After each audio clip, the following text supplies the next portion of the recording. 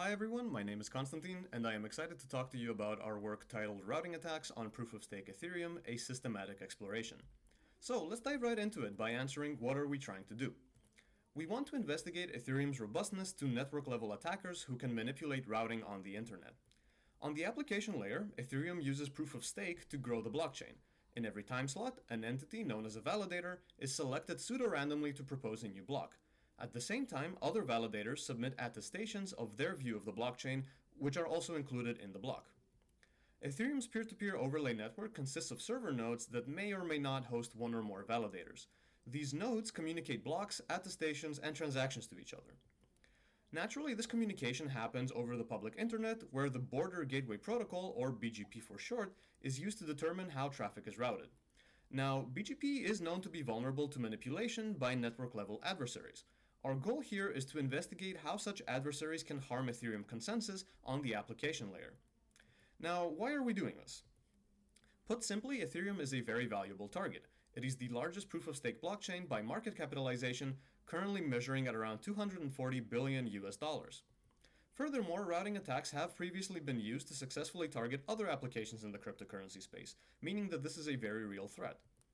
So why is current work not enough, and why do we need more research in this direction? Existing attacks that exploit the network layer are either limited in stealth or do not apply to proof-of-stake. Meanwhile, attacks that exploit the consensus layer have limited practicality due to their stake ownership requirements. So what is new in our approach? We propose two practical attacks on Ethereum proof-of-stake with different levels of stealth that exploit routing and consensus layer mechanisms.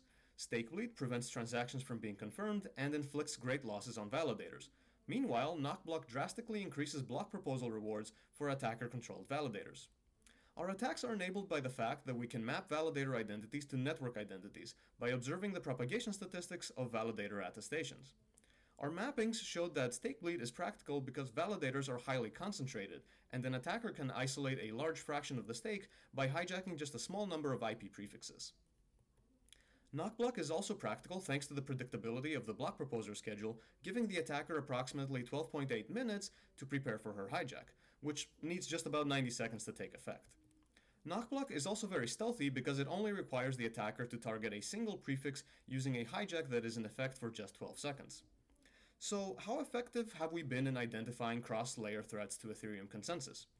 Stakebleed can quickly inflict damages worth millions of dollars in just a few hours with only minimal routing manipulation. Meanwhile, with Knockblock, an attacker can see up to a 454% increase in her rewards for proposing blocks. Our work is definitely not done here yet, and there are many other innovative mechanisms native to Ethereum's proof-of-stake ecosystem that warrant investigating from a routing perspective. For more details, you can visit our website at netsin.princeton.edu. Thank you for watching.